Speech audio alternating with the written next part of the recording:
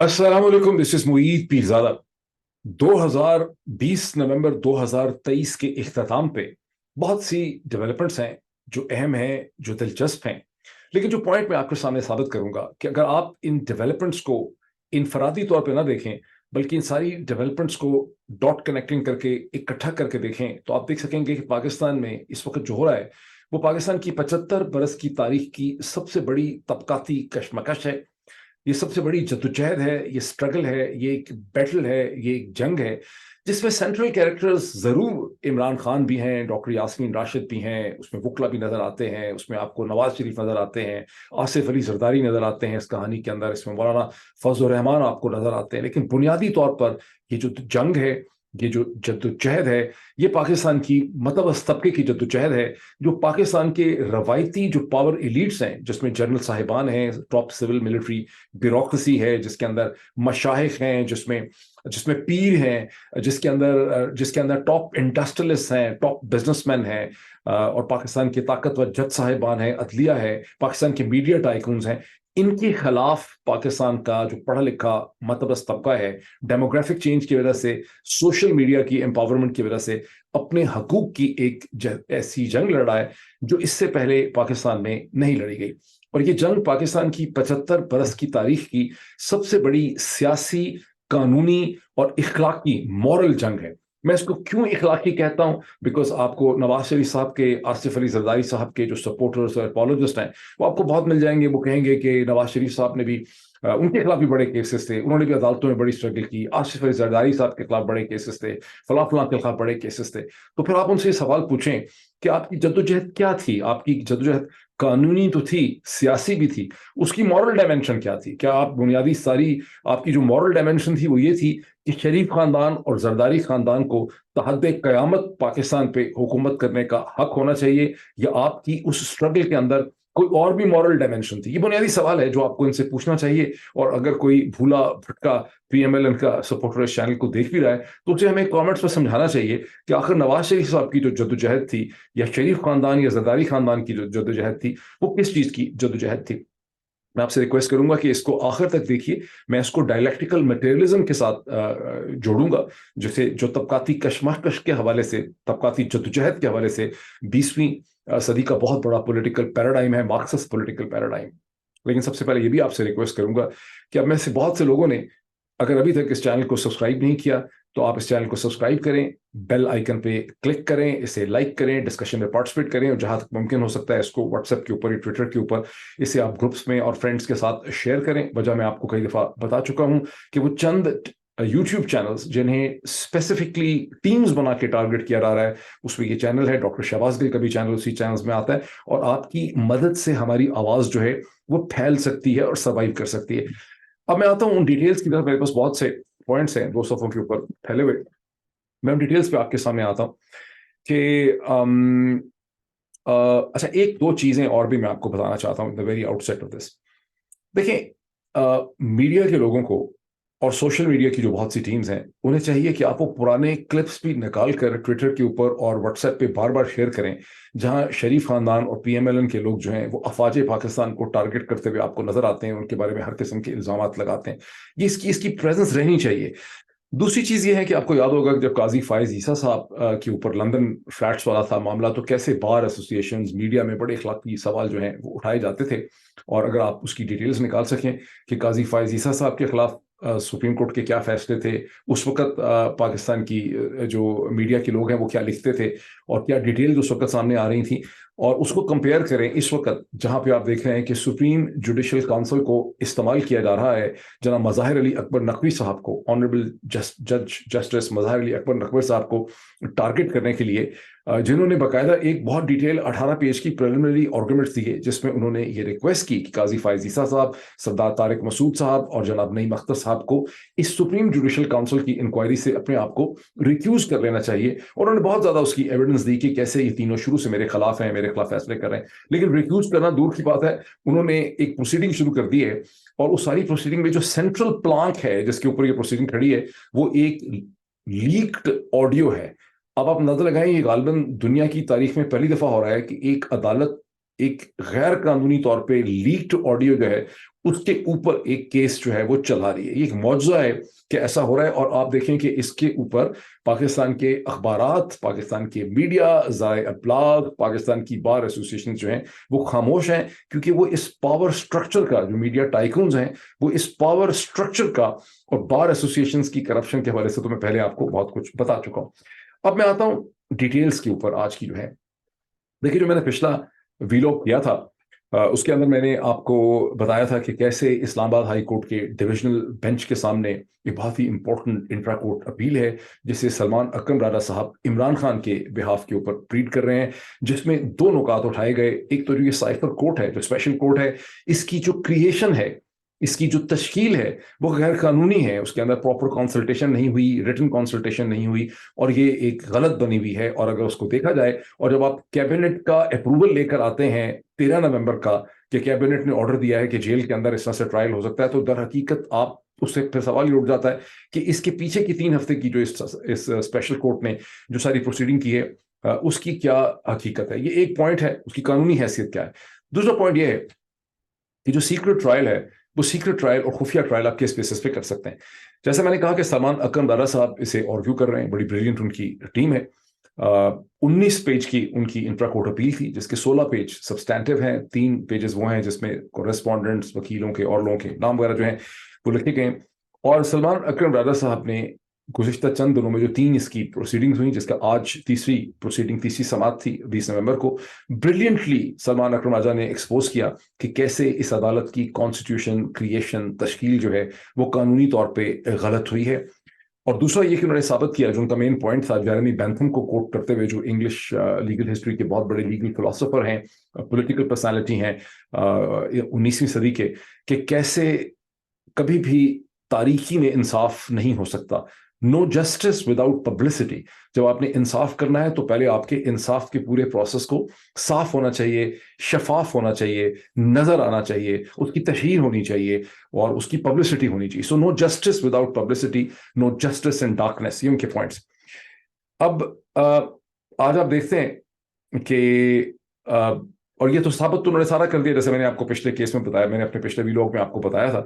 لیکن آج کے دن میں جناب میاں گل حسن اورنگزیب صاحب اور ان کے ساتھ ہیں سمن رفت امتیاز صاحبہ، یہ دونوں ڈویژنل بینچ میں ہیں، اور ہمیں ان سے بہت توقعات ہیں. میں نے پہلے بھی اس کا کہا تھا، ہمیں ان سے بہت توقعات ہیں. their hearts and minds the right place. لیکن آج میاں گل حسن اورنگزیب صاحب نے وہاں پر ایک کوشچن یہ ریز کیا کہ جب کیبنٹ کا اپروول آ گیا ہے، اور کیبنٹ کا اپروول آیا ہے 13 نومبر کو منڈے کے دن، تو پھر تو یہ کورٹ کی تشکیل ٹھیک ہی ہو گئی نا. یہ انہوں نے ایک سوال وہاں پہ پھینکا ہے. اس سے آپ اندازہ لگا سکتے ہیں کہ میاں گل حسن اورنگزیب اور سمن رفت صاحبہ جو ہیں وہ اس وقت کتنی زیادہ انڈر پریشر ہیں. بیکاز یہ کوشچن ہی بڑا عجیب و غریب ہے. بیکاز اگر 13 نومبر کو کیبنٹ نے آرڈر اپروول کیا تو اس کے پیچھے جو 3 ہفتے کی پروسیڈنگ ہوئی ہے کورٹ کی، جس کی پیدائش ہی غیر قانونی ہوئی ہے، ناجائز پیدائش ہوئی ہے، اس کا آپ کیا کریں گے. لیکن انہوں نے یہاں پہ ایک لائن جو ہے وہ تھرو کر دی.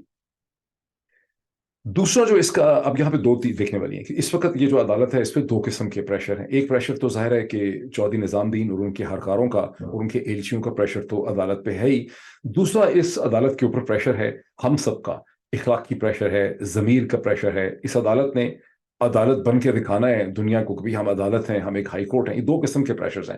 یہ جو دوسرا پریشر ہے اس میں توقع یہ تھی کہ پاکستان کی بار ایسوسیشنز، پاکستان کا میڈیا، پاکستان کے اداریے لکھنے والے، پاکستان کے جو ہیومن رائٹ آرگنائزیشنز ہیں وہ اس میں کوئی رول پلے کریں گی. بدقسمتی سے ان کی کوئی پوزیشن ہمارے سامنے کھل کے نہیں آ رہی، جو اس کو آپ 1 سیکنڈ ڈائلیکٹیکل میٹیریلزم میں انڈرسٹینڈ کر سکتے ہیں. تو اب ہمارا ہی صرف اس عدالت کے اوپر پریشر ہے، اور وہ جتنا ایک ہے عدالت اس کو اتنا لے رہی ہے وہ آپ دیکھ سکتے ہیں. اب اس میں دوسرے کورٹ نے یہ بھی ریمارک کیے کہ سیکیورٹی کا خطرہ تو ہے ہی، آخر کو اس کا ہم کیا کریں، سیکیورٹی کے خطرہ کا کیا کریں، اس کا اب حل کیا نکلے گا. اب جو آنے والا دن ہے کل صبح، چونکہ اس کی دوبارہ پروسیڈنگز 1 دن کے لیے ایکسٹینڈ ہو گئی ہیں، عدالت نے سٹے کو بھی بڑھا دیا ہے. پہلے 20 تاریخ تک سٹے آرڈر حکم التوا کو بڑھایا تھا، اب اس کو 21 تاریخ تک کر دیا ہے. تو کل صبح 11 بجے یہ عدالت دوبارہ یہ جو اس اپیل کو سنے گی. اب میں آپ کو بتا دیتا ہوں میرا انالیسس کیا ہے کہ کس قسم کا سولوشن یہاں پہ اس کا نکلے گا. عدالت کہے گی کہ چونکہ کیبنٹ نے ایک آرڈر کر دیا ہے 13 نومبر کو، تو اب اس عدالت کو، کورٹ کو جو ہے ناجائز، اس کو مان ہی لیتے ہیں. ایک چیز. دوسری چیز یہ کرتے ہیں کہ جو پروسیکیوشن اور حکومت کہہ رہی ہے کہ یہ سیکرٹ ٹرائل نہیں ہے، اس کے اندر ہم میڈیا کو پرمیشن دے دیتے ہیں, سٹیزنس کو آنے دیتے ہیں. اور آپ یہاں پہ دیکھیے کہ بدقسمتی سے ہائی کورٹ جو ہے وہ ایک طرح سے پاکستان کی ایگزیکٹو کے ایک ٹول کے طور پر استعمال ہو رہی ہے. بیکاز چند دن پہلے آپ کو یاد ہو کہ وہ چھوٹا سا تاریخ سا کمرہ جس میں عمران خان اور شاہ محمود قریشی کا ٹرائل ہوتا تھا, وہاں سے اس ٹرائل کو ایک بڑے کمیونٹی ہال کے اندر منتقل کر دیا گیا, جہاں پر عمران خان کے گھر کے 5 لوگوں کو اور شاہ محمود قریشی صاحب کے 5 لوگوں کو گھر سے آنے کی اجازت ملنے لگی, جس کے نتیجے میں عمران خان کی بہنیں عظما, علیمہ, نورین جو ہیں وہ بھی وہاں جاتی ہیں, بشرا بی بی بھی وہاں پہ جاتی ہیں, 5واں پتہ نہیں کون جاتا ہے. اور اسی طرح سے شاہ محمود قریشی صاحب کی جو صاحبزادی ہیں مہر بانو اور گوہر بانو, وہ بھی وہاں پہ جاتی ہیں. تو یہ ڈرامہ پہلے ہی کر لیا گیا, یہ کوئی ڈرامہ ان کو ایسا نہیں تھا کہ ضرورت تھی, یہ انہوں نے پہلے ہی کیس بنایا. جب آپ اس کو دیکھتے ہیں اور ڈاٹ کنیکٹنگ کرتے ہیں تو آپ کو کلیئرلی پتہ چلتا ہے کہ عدالت کو ڈیزائرڈ ڈائریکشن میں لے جایا جا رہا ہے. اب عدالت کل یہ کہے گی کہ اس میں میڈیا کو بھی ہم پرمٹ کر دیتے ہیں جس کی پہلے پرمیشن نہیں. لیکن کون سا میڈیا پرمٹ کیا جائے گا, آپ اندازہ لگائیں. ظاہر ہے میڈیا پرمٹ کر دیا جائے گا تو وہی میڈیا ہوگا جسے چودھری نظام الدین کے ہرکارے اپروو کریں گے, ویٹ کریں گے, اس کو صحیح مان لیں گے کہ یہ کوشر قسم کا میڈیا ہے, یہ سیف میڈیا ہے. اس کو امیجن کریں, کوشچن ریز کرتا ہوں میں آپ کے ذہن, اگر میں پاکستان میں ہوتا, میں چلا جاؤں پاکستان سپورٹ, خیر میں جاؤں تو سیدھا اڈیالہ جیل میں ڈالیں گے, میں نے سنا ہے کہ میں آؤں گا ہی تو پتہ نہیں ہوا سے ہی ڈال دیں گے اڈیالہ جیل میں. لیکن اگر میں پاکستان میں ہوں, یہ میری طرح کا کوئی شخص پاکستان میں ہوگا, تو کیا مجھے اس کورٹ پروسیڈنگ کو دیکھنے کا اڈیالہ جیل کے اندر اجازت ملے گی؟ کیا وہ یہ افورڈ کریں گے یا اجازت دیں گے کہ میں اڈیالہ جیل سے باہر کھڑا ہو کے نکل کے اس کے حوالے سے 2-4 ٹویٹ کر دوں, اس کے بارے میں ایک ویلاگ کر دوں, اس کے بارے میں جس طرح متی اللہ جان صاحب وہاں نکلتے ہیں باتیں کرتے ہیں, تو کیا مجھے یہاں پر اڈیالہ جیل کے اندر جا کے اس ٹرائل کو دیکھنے کی پرمیشن سسٹم دے گا؟ یہیں پہ میرا خیال ہے تمام سوال آپ کے سامنے آ جاتے ہیں. ٹھیک, اب ہم آئیں تھوڑا سا آگے,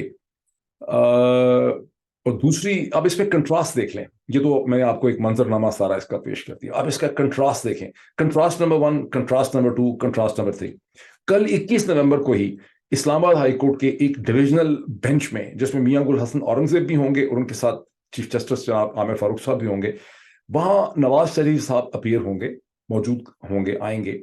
اور نواز شریف صاحب کا اپیل کا جو پروسیس ہے, جو ان کو حق دے دیا گیا ہے کہ وہ اپنے پرانے کیسز کے خلاف ایون فیلڈ, العزیزیہ اسٹیل ملز میں اپیل کر سکتے ہیں, وہ اپیل کا پروسیس جو ہے اسے ایک ڈویژنل بینچ سنے گا, جس میں چیف جسٹس میاں عامر فاروق صاحب کے ساتھ میاں گل حسن اورنگزیب ہوں گے.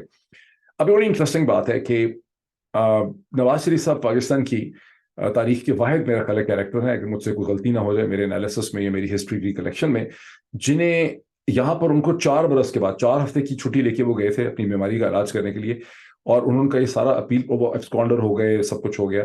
لیکن 4 برس کے بعد میاں نواز شریف صاحب کو یہاں پر اپیل کا حق جو ہے وہ مل رہا ہے. اس سے پہلے 2000 میں نواز شریف صاحب اس وقت کے امریکن پریزیڈنٹ بل کلنٹن, سعودی فرما روا خاندان, رائل فیملی اور لیبنیز گورنمنٹ کی مدد سے انہوں نے جنرل مشرف کے ساتھ ایک ڈیل کی, اور اس کے بعد وہ سعودی عرب چلے گئے. پتہ نہیں 40 یا 50 تو صرف ان کے سامان تھا ان کے ساتھ جانے کے لیے. کچھ بدنصیب وہ بھی ہوتے ہیں جن کو 7 kg کے ایک بیگ سے اٹھا کے ملک سے دوڑنا پڑتا ہے, جس میں ان کو اتنا بھی وقت نہیں ملتا یہ پلان کرنے کے لیے کہ وہ کوئی 20 kg کا بیگ نکال لے. لیکن نواز شریف صاحب جیل سے جو روانہ ہوئے سرور پیلس میں ٹھہرنے کے لیے, تو کہتے ہیں کہ 40-50 بیگز میں ان کا سامان جو ہے, یا اس سے بھی شاید پتہ نہیں 400 پہ پورا جہاز تھا پورا بھر کے, تو وہ سرور پیلس چلے گئے ڈیل کر کے. لیکن 8 برس کے بعد جب وہ پاکستان واپس آئے, اور اس وقت انہوں نے سندھ ہائی کورٹ کا جو ڈیسیجن تھا ان کے خلاف 13 سازش کیس میں, اس میں نواز شریف صاحب نے اپیل نہیں کی تھی. اب نواز شریف صاحب کے جو اپالوجسٹ ہیں وہ بتاتے ہیں کہ نواز شریف صاحب اتنے دل برداشتہ تھے اور اتنے ڈس اپوائنٹڈ تھے لیگل پروسیس سے کہ انہوں نے اپیل نہیں کی. اصل بات کیا تھی؟ اصل بات یہ تھی کہ نواز شریف صاحب واز لیگلی ایڈوائز کہ اگر آپ اپیل کریں گے تو موجودہ حالات میں سپریم کورٹ آپ کی اپیل ایکسیپٹ نہیں کرے گی, بیکاز نواز جنرل مشرف کا بڑا ہولڈ ہے.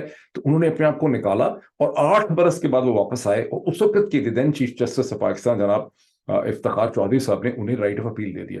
اس وقت 8 برس کے بعد ان کو رائٹ آف اپیل ملا تھا, اب ان کو 4 برس کے بعد رائٹ آف اپیل مل رہا ہے. ایک عام پاکستانی شہری کو 30 دن کے بعد شاید یہ رائٹ آف اپیل نہیں ملتا, اس کو لمبی چوڑی دینی پڑتی. آپ دیکھا کہ عمران خان کے کیس میں پروسیکیوشن نے جگہ جگہ یہ کہا ہے کہ عمران خان کی یہ جو اپیل ہے یہ ٹائم بار ہو چکی ہے, ان 4-5 دن اگر آگے پیچھے ہو جائے تو وہ ٹائم بار ہو جاتی ہے. لیکن نواز شریف صاحب کو 4 برس 8 برس کے بعد رائٹ آف اپیل ملتا ہے. لیکن اب مزے کی بات یہ ہے کہ چلیں میاں عامر فاروق صاحب کی میاں جسٹس عامر فاروق صاحب، معزز آنریبل جسٹس عامر فاروق صاحب کی جو پوزیشن ہے وہ ہمارے سامنے ہے. میں صرف یہ سوچ رہا تھا کہ میاں گل حسن اورنگزیب صاحب ایک کیس میں جو ہے وہ ان کو اوپر کس قسم کا پریشر ہے، کل دوسری قسم کا پریشر ہوگا ان کے اوپر، وہاں پر وہ کیا فیل کریں گے اس بینچ کے اندر بیٹھے ہوئے. لیکن یہ تو کنٹراسٹ نمبر 1 تھا. کنٹراسٹ نمبر 2 بھی ہے کہ نیب کی ایک عدالت نے، اکاؤنٹیبلٹی کورٹ نے حکم دیا ہے نیب کو کہ 30 نومبر سے پہلے نواز شریف صاحب کی اسٹیٹمنٹ جو ہے وہ ریکارڈ کرائی جائے. یہاں پر بھی بڑی تاریخ بن رہی ہے. تاریخ یہ بن رہی ہے کہ یہ پہلی دفعہ ہے کہ پروسیکیوشن اپنے آپ کو ڈیفینڈ ہی نہیں کر رہی. نواز شریف کے کیس میں ہمیشہ ہوتا ہے کہ ڈرامہ ٹھکوسلا بھی ہوتا ہے، اندر سے سب چیزیں ملی بھی ہوتی ہیں، تو بھی رسمن جا کے بظاہر prima facie on the face of it prosecution جا کے تھوڑی سی مخالفت کر دیتی ہے کہ جی ریلیف نہ دیں، چھوڑے نہ. یہ ایک ایسی صورتحال ہے جس میں پروسیکیوشن یہ کہہ ہی نہیں رہی کہ ہم نے نواز شریف کے خلاف ہمارے پاس کوئی کیس ہے. یعنی ڈیفینس اور پروسیکیوشن جو ہے وہ ایک ہی نقطے پہ ہے. لیکن کنٹراسٹ نمبر 3 بہت ہی انٹرسٹنگ ہے. آج کے دن میں ڈاکٹر یاسمین راشد صاحب کو اور عمر سرفراز چیمہ صاحب کو، جو گورنر پنجاب رہ چکے ہیں، تحریک انصاف کے بڑے اہم رہنما ہیں، جن کو آپ نے گزشتہ 6 مہینے سے ان کی کوئی تصویر تک بھی نہیں دیکھی ٹھیک طرح سے، انہیں دوبارہ گرفتار کر لیا ہے. اور اینٹی ٹیرر کورٹ کے سامنے پولیس نے یہ کہا ہے کہ ان کے پاس ایک ایسی نئی خوفناک قسم کی ایویڈنس آئی ہے جس سے پتہ چلا ہے کہ دی دین پرائم منسٹر آف پاکستان جناب شہباز شریف صاحب کے گھر پہ جو حملہ ہوا تھا 9 مئی کو، وہ بھی ڈاکٹر یاسمین راشد اور عمر سرفراز چیمہ جو ہیں اس حملے کو لیڈ کر رہے تھے. یہ بڑی انٹرسٹنگ بات ہے. اب آپ میں سے جو لوگ لاہور میں نہیں رہے یا لاہور کے جغرافیہ سے واقف نہیں ہیں تو آپ تو قابل معافی ہیں، لیکن آپ ادروائز اندازہ لگائیں کہ کور کمانڈر کا گھر، کیونکہ مین جو کیس چل رہا ہے 6 مہینے سے وہی ہے کہ کور کمانڈر کے گھر کے اوپر ڈاکٹر یاسمین راشد اور عمر سرفراز چیمہ وغیرہ جو ہے وہ ایک بلوائی لے کر حملہ آور ہوئے. اب کہاں ہے لاہور کینٹ کے اندر کور کمانڈر ہاؤس، اور وہاں سے ماڈل ٹاؤن اگر انلیس کہ یاسمین راشد اڑ کے جائیں تو وہاں پہنچ جائیں، لیکن وہ کہاں اس کی لوکیشن کدھر ہے؟ یا تو آپ ڈیفینس میں سے فیروز پور روڈ والی راستے پہ جو کینچی جسے کہتے تھے، پتہ نہیں آپ اس کو کینچی کہتے ہیں کہ نہیں، وہاں سے آپ اسے کہتے ہیں والٹن والی سائڈ سے کراس کر کے فیروز پور روڈ پہ چڑھیں اور پھر وہاں سے کوئی راستہ پکڑ کے ماڈل ٹاؤن کی طرف جائیں، یا وہاں سے جا سکتے ہیں، یا پھر آپ ڈیفینس کے اندر سے گلبرگ میں وہ جو پل بنا تھا نیا ریلوے کے پھاٹک کے اوپر ادھر سے جا سکتے ہیں، یا تیسرا راستہ یہ ہے کہ آپ جیل روڈ پہ چڑھیں گے، رائٹ پہ مڑیں گے، پھر مین بولیورڈ پہ آئیں گے، بولیورڈ سے آپ کراس کر کے جائیں گے کلمہ چوک کی طرف، وہاں سے ماڈل ٹاؤن میں جائیں گے. کچھ یہی راستہ ہوگا. تو یاسمین راشد جو ہیں، شی از اے جنرل جو 2 فرنٹ پہ، 2 وار فرنٹ جسے کہتے ہیں، وہ کہتے ہیں کہ ہندوستان کو بھی خوف ہے، پاکستان کو بھی خوف ہے کہ 2 فرنٹ سچویشن پہ کیسے لڑیں گے. پاکستان کو خوف تھا کہ ایک طرف ایسٹ میں ہندوستان ہے تو ویسٹ پہ افغانستان کے اندر اگر ہندوستان کی ایک پرو انڈیا گورنمنٹ ہے تو ہم 2 فرنٹ وار سچویشن کے اندر پھنس گئے. اور 2020 میں ہندوستان نے امریکہ کو دہائی دی کہ ایک طرف ہمارے نیوکلیر پاکستان ہے، دوسری طرف نیوکلیر چائنا ہے. جب ان کا جھگڑا ہوا گلوان ہائٹس پہ تو ہم 2 فرنٹ سچویشن کے اندر پھنس گئے. اب پاکستان کے اندر ایک ایسا کیریکٹر ڈسکور کیا ہے پاکستان کی پولیس نے ڈاکٹر یاسمین راشد کی شکل میں، جو 2 فرنٹ وار لڑ سکتا ہے. تو میرا تو خیال ہے کہ ڈاکٹر یاسمین راشد کو یہاں سے نکال کے آرمی چیف بنا دینا چاہیے، جتنی وہ کیپیبل ہیں 2 فرنٹ سچویشن میں. بل یہ ایک دوسرا کنٹراسٹ اس کا ہو گیا. ٹھیک. پی ٹی وی میں ایک ڈرامہ ہوا کرتا تھا 50-50. آئی ڈو ناٹ نو کہ آپ اس سے کتنے لوگ اس سے واقف ہیں، لیکن پاکستان کی جو سچویشن ہے یہ صرف 50-50 کی کسی ٹوٹکے کے اندر ڈسکرائب ہو سکتی ہے. اس کی کوئی سیریس چیز جو ہے وہ آپ نہیں کر سکتے. اصل میں ڈاکٹر یاسمین راشد کا اصل گناہ کیا ہے؟ ڈاکٹر یاسمین راشد کا جو اصل گناہ کبیرہ وہ یہ ہے کہ پچھلے ہفتے جب عدالت کے باہر ملی وہاں انہوں نے نکلی تو وہاں پہ ڈاکٹر یاسمین راشد نے، یہ کینسر کی پیشنٹ ہے، یہ پروفیسر تھی گائنیکالوجی obstetrics کی پنجاب کے اندر، یہ وہ ہیلتھ منسٹر ہے جس کے دور حکومت ہیلتھ منسٹر ہونے میں پنجاب کو ہیلتھ کارڈ ملا. پنجاب کی آبادی کتنی ہے؟ 11-12 کروڑ. پنجاب کے 11-12 کروڑ لوگوں کو ہیلتھ کارڈ ایکسٹینڈ کرنا جو ہے یہ ایک بہت بڑی اچیومنٹ تھی. اس کے اندر کتنا پروسیس کا کام ہے، پالیسی کا کام ہے، اسٹیٹسٹیکل انالیسس ہے، کتنی میٹنگز ہیں، کتنے ڈیسیجنز ہیں، کتنی ایگزیکٹو اس کے اندر تھنکنگ ہے. اس کو سمجھنے کی ذرا ضرورت ہے، بیکاز پاکستان کے جو پسماندہ ذہن ہے ان کو دکھایا گیا ہے کہ پل بنانا، انڈر پاس بنانا، اوور پاس، اوور ہیڈ بنا دینا جو ہے نا یہ ڈیولپمنٹ ہوتی ہے. چونکہ ظاہر ہے جو بھی حالات ہیں پاکستان کے، کیونکہ شہباز شریف صاحب نے یہی کچھ کیا ہے. تو آپ اندازہ لگائیں کہ ہیلتھ کارڈ ایکسٹینڈ کرنا کتنی بڑی پولیٹیکل ایڈمنسٹریٹو انٹیلیجنٹ ایکسرسائز تھی. بہرحال ڈاکٹر یاسمین راشد کا گناہ کبیرہ یہ ہے کہ اس یاسمین راشد نے، فارمر ہیلتھ منسٹر پنجاب نے، former professor of gynaecology and obstetrics نے جیل کے باہر کھڑے ہو کے پچھلے ہفتے یہ کہا عدالت سے جب نکلی کہ مجھے جو ہے میں نواز شریف کے خلاف لڑوں گی. لاہور میں سے جہاں کہیں نواز شریف کھڑا ہوگا میں نواز شریف کے خلاف مقدمہ لڑوں گی. کینسر کی یہ پیشنٹ ہے، اس نے یہ کہا ہے. وہ اس کا جب انہوں نے سنا کہ او ہو ابھی تک اس کا اتنا یعنی تھنکنگ ہے یا اس کمر بستہ ہے یہ ڈالو اس پہ. تو یہ نیا مقدمہ جو ہے بنا دیا انہوں نے کہ اس نے شہباز شریف کے گھر کے اوپر بھی حملہ کیا تھا. ایک ڈیولپمنٹ وہ بھی ہے جہاں شاہ محمود قریشی صاحب کے وہ وکیل علی بخاری نے سپریم کورٹ پاکستان کو موو کیا ہے عامر فاروق صاحب کے اس ڈیسیجن میں, جہاں عامر فاروق صاحب نے شاہ محمود قریشی صاحب کی سائفر کے کیس کے اندر ضمانت کو رد کیا تھا, بیل کو, وہاں پر شاہ محمود قریشی صاحب نے اپنی ایک اپلیکیشن سپریم کورٹ میں موو کی.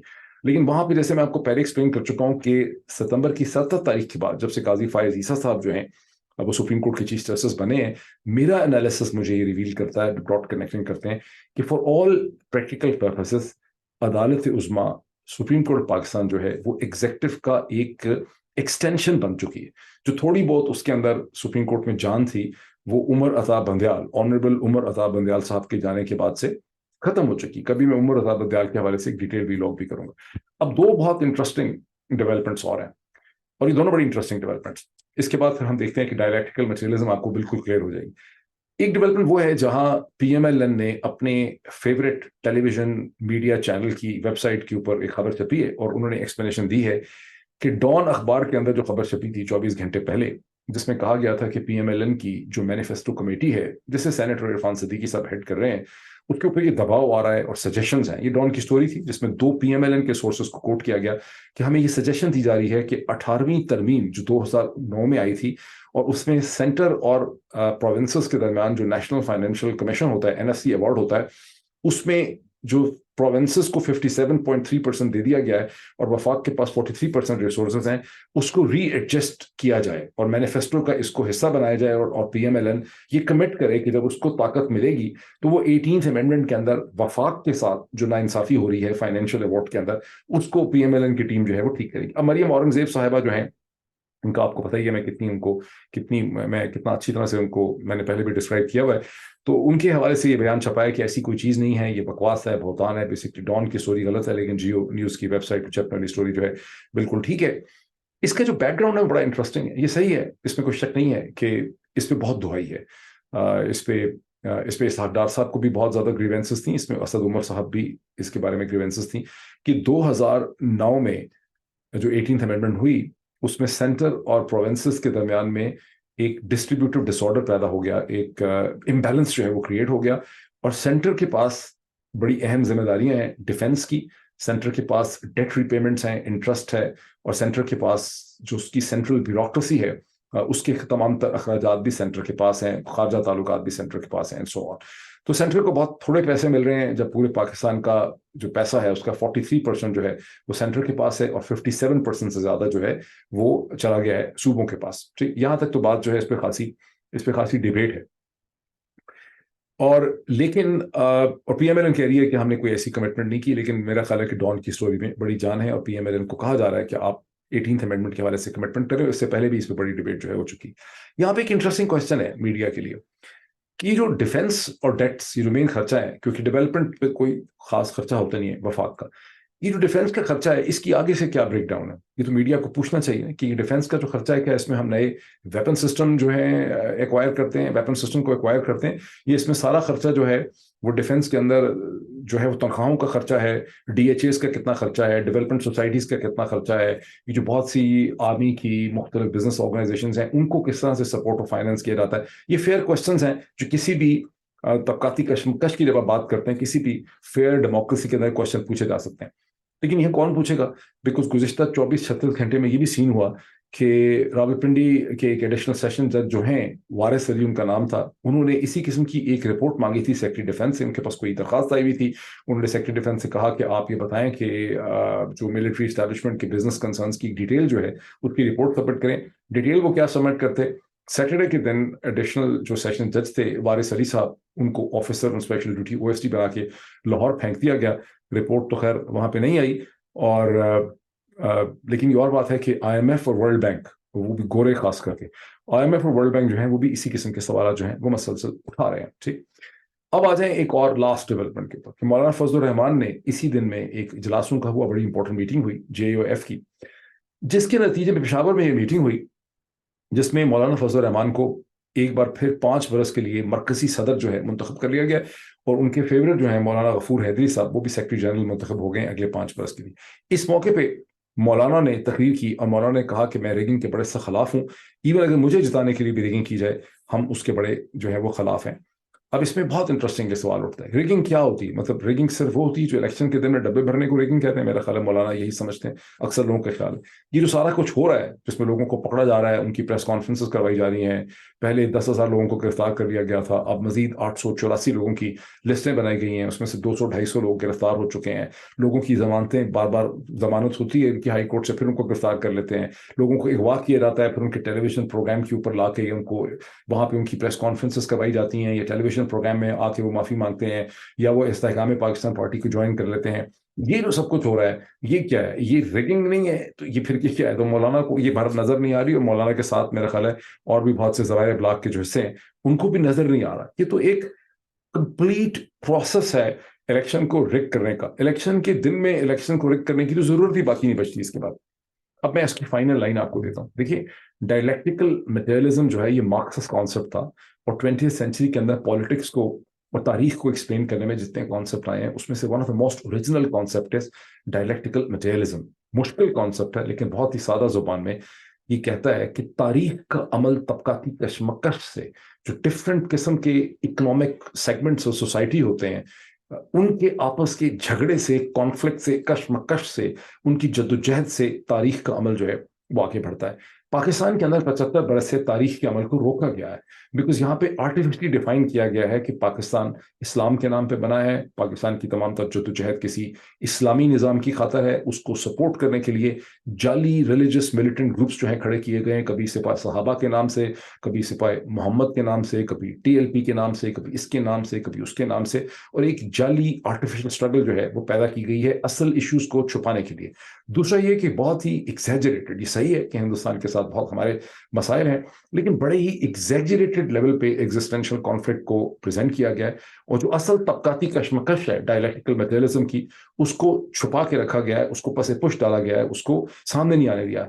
75 برس کے بعد پہلی دفعہ پاکستان میں ڈیموگرافک چینج کی وجہ سے، آبادی کے بڑھنے سے، ایجوکیشن کے بڑھنے سے، اور جو نیور ٹیکنالوجیز ہیں سوشل میڈیا کی، اس کے نتیجے میں یہ پوری کہانی سامنے آ گئی ہے، اور جو اصل جدوجہد ہے متوسط طبقے کی اگینسٹ دی ایلیٹ کنٹرول، جو ایلیٹ کنٹرول ماڈل ہے جس میں جنرل صاحبان ہیں، سول ملٹری بیوروکریسی ہے جس کے اندر یہ شیخ، مشائخ، علماء ہیں، ٹاپ انڈسٹریلسٹ ہیں، میڈیا ٹائکونز ہیں، ان کی اور پاکستان کے متوسط طبقے کے درمیان ایک جدوجہد ہے جو کھل کے سامنے آ رہی ہے۔ اسے مزید ری ڈیفائن کرنے کی ضرورت ہے۔ ابھی اتنا ہی، پھر آپ سے ملاقات ہوتی ہے۔ Thank you.